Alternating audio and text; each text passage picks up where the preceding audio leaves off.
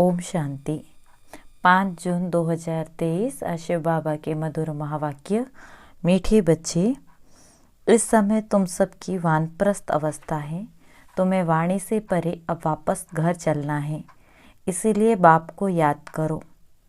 प्रश्न, 21 जन्म सुख मिलने का आधार क्या है? उत्तर है 63 जन्मों की भक्ति। जिन्होंने पहले पहले सतोप्रधान भक्ति की है, अर्थात जो पुराने अनेक जन्म के भगत हैं, वही ज्ञान लेते हैं। उन्हें ही 21 जन्मों का सुख प्राप्त होता है।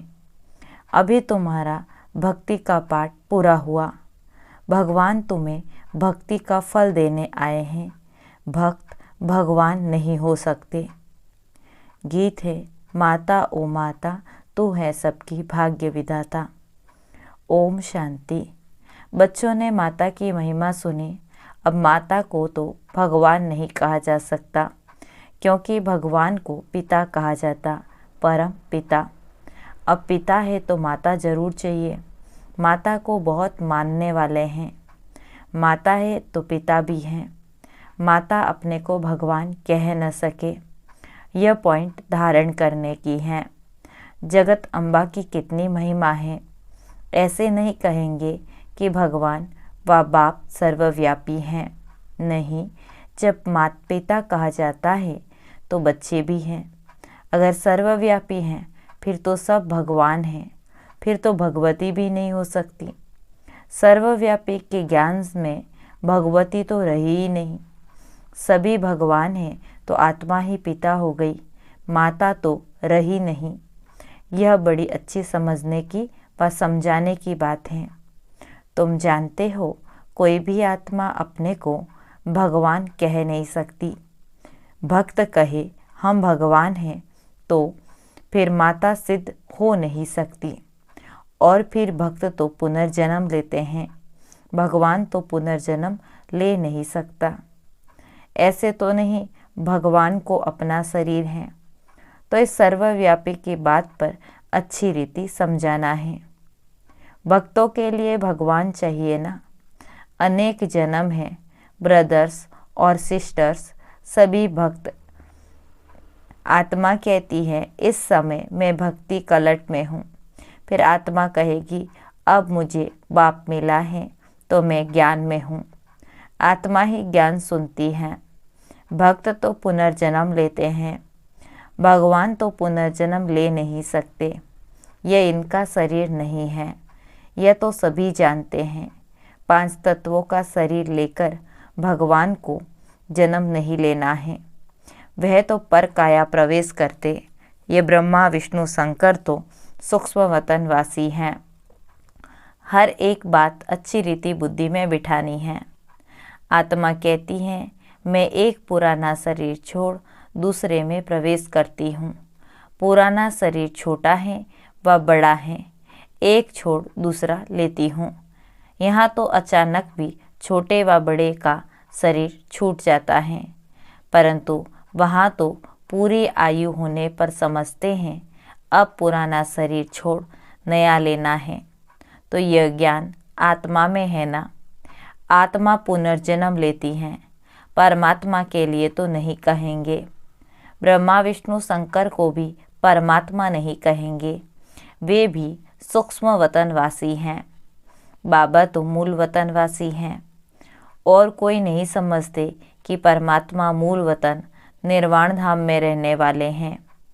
निर्वाण धाम अर्थात वह वाणी से परे धाम है, इसीलिए वानप्रस्थ नाम पड़ा है। वाणी से परे अवस्था में जाने के लिए 60 वर्ष की उम्र के बाद जब बूढ़े होते हैं तो वानप्रस्थ लेते हैं। यहाँ तो तुम छोटे बड़े सब समझते हो कि हम वानप्रस्थी हैं। आत्मा कहती है मुझे वाणी से परे स्थान में जाना है। आत्मा को मेल कहा जाता है। जब शरीर में आती है तब आत्मा कहती है इस समय मुझे मेल अथवा फीमेल का तन मिला है। आत्मा को वानप्रस्थ में जाने का पुरुषार्थ करना है। आत्मा को मेल कहा जाता। माताएं कभी वानप्रस्थ नहीं लेती, परंतु यहाँ बाबा समझाते हैं आत्मा तो मेल है तुम सभी आत्माओं की अब वानप्रस्थ अवस्था है। अब सबको वापस जाना है। मैं तुम सबको वापस ले जाने के लिए आया हूँ, इसलिए अब मुझे याद करो तो मेरे धाम में आ जाएंगे। यह कोई मनुष्य कह न सके। सुप्रीम रूह बाप ही कहते हैं। सन्यासी उदासी ऐसे बच्चे बच्चे कह बात नहीं कर सकेंगे। बाप का ज्ञान किस में है नहीं। पूछो भगवान कहाँ है तो कहेंगे सर्वव्यापी हैं। गोया भगवान का ज्ञान और कोई में नहीं है, इसीलिए भक्ति करते हैं भगवान से मिलने के लिए।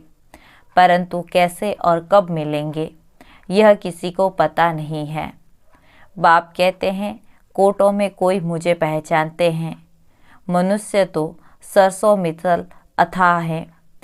इनमें कोई भी जो सिकिलदे हैं वही आकर मुझे पहचानेंगे और बाप से अपना वर्षा लेंगे।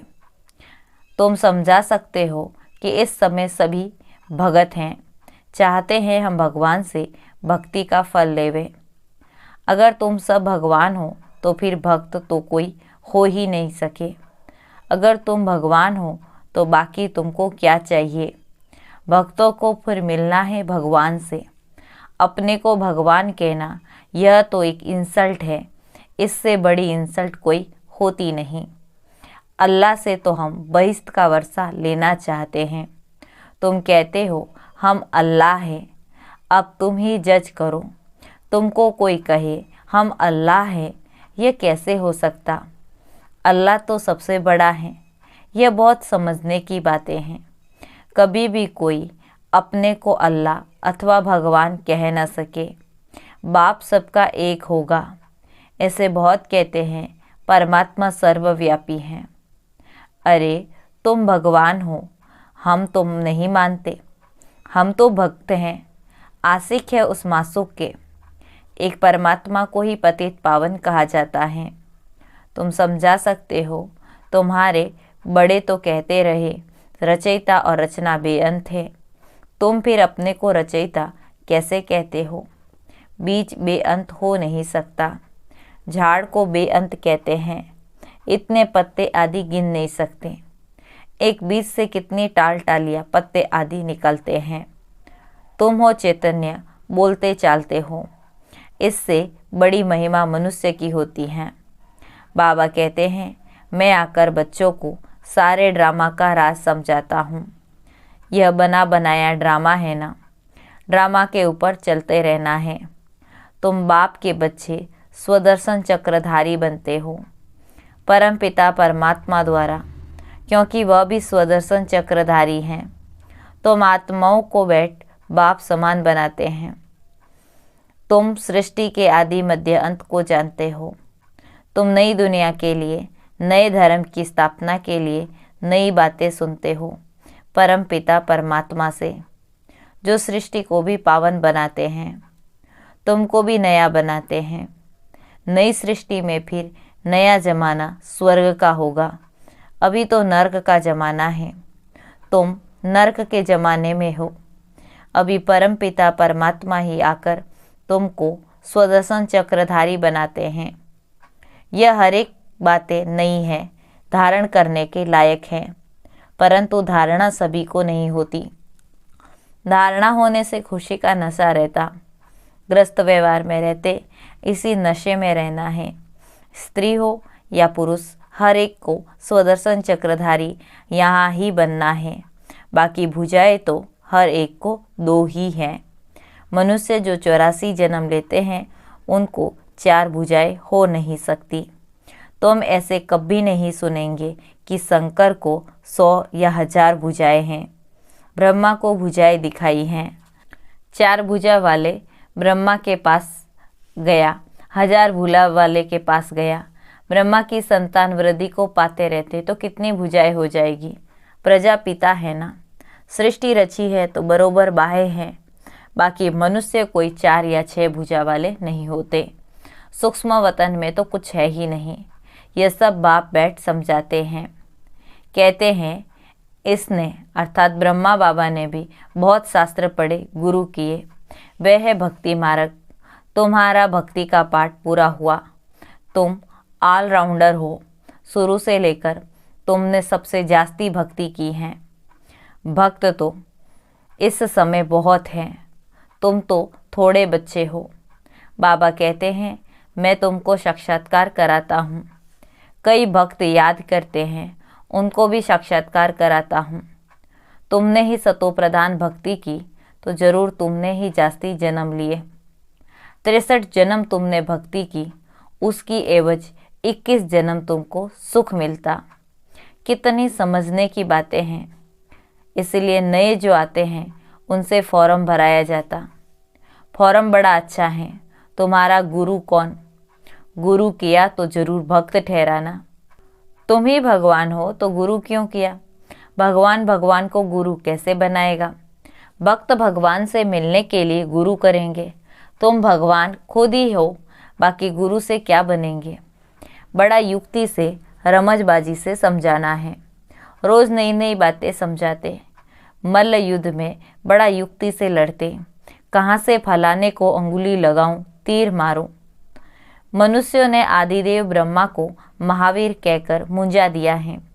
कोई महावीर को हनुमान कहते, क्योंकि हनुमान ने महावीरता दिखाई। कहाँ वह महावीर, फिर उनका नाम पवन पुत्र रखा। आदिदेव तो ब्रह्मा है और मनुष्य हैं। जगत अम्बा भी मनुष्य हैं। इतनी भुजाएं आदि कहाँ हैं? माता को इतनी भुजाएं हो तो हमको भी होनी चाहिए। वंडरफुल बातें हैं।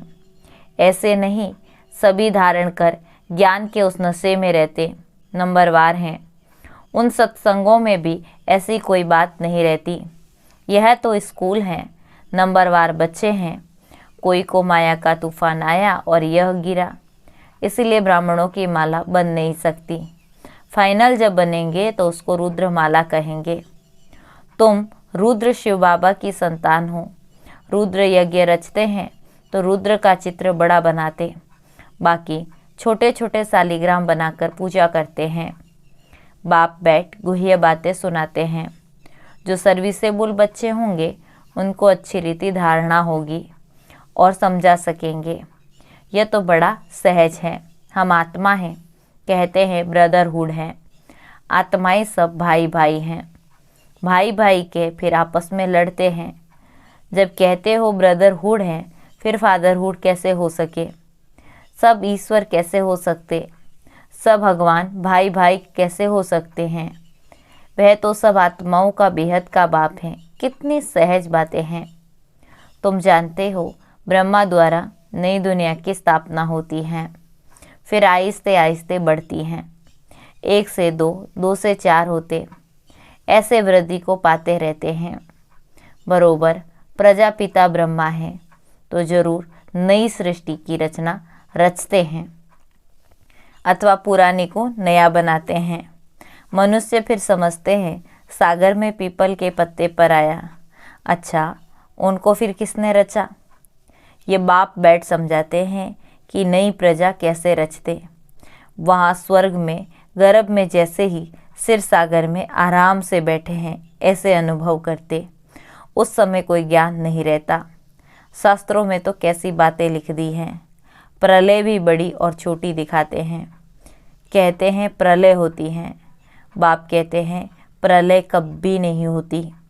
मैं आता हूँ ब्रह्मा द्वारा भारत को पतित से पावन बनाने। पतित दुनिया में मुझे आना पड़ता है। तुम जानते हो कलप कलप हम बच्चे बाबा द्वारा भारत को पतित से पावन बनाते हैं। एक एक को भूं भूं करते हैं।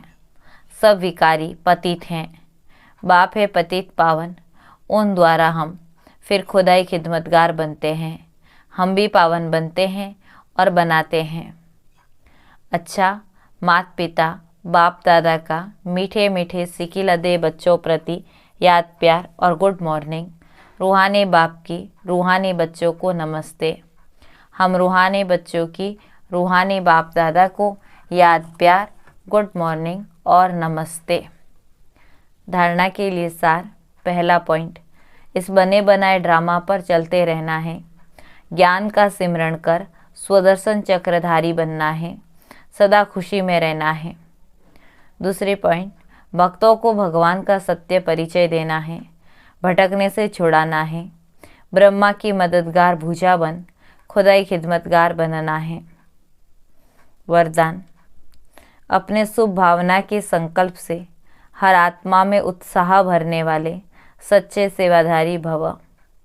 अपने शुभ भावना के संकल्प से हर आत्मा में उत्साह भरने वाले सच्चे सेवाधारी भव। विस्तार है। आप बच्चों की शुभ भावना है कि हर एक आत्मा बाप से प्राप्ति की अंजलि ले लेवे। इसी शुभ भावना का फल उन आत्माओं को अनुभव करने का बल मिलता है। शुभ भावना के संकल्प में बहुत बड़ी शक्ति है जो चारों ओर के वातावरण को बदल देती हैं। तो सच्चे सेवाधारी वह हैं जो स्वयं भी उत्साह में रहते और सेवा भी उत्साह से करते और अन्य आत्माओं में भी बाप के परिचय द्वारा उत्साह भरते। उत्साह ऐसी चीज़ है जो उसके आगे परिस्थिति कुछ भी नहीं, वो वार करने के बजाय बलिहार हो जाती हैं। स्लोगन है, बाप दादा से अटूट प्यार हो तो ईश्वरीय मर्यादाओं पर चलना सहज अनुभव करेंगे।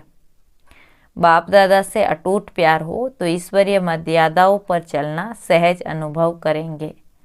ओम शांति।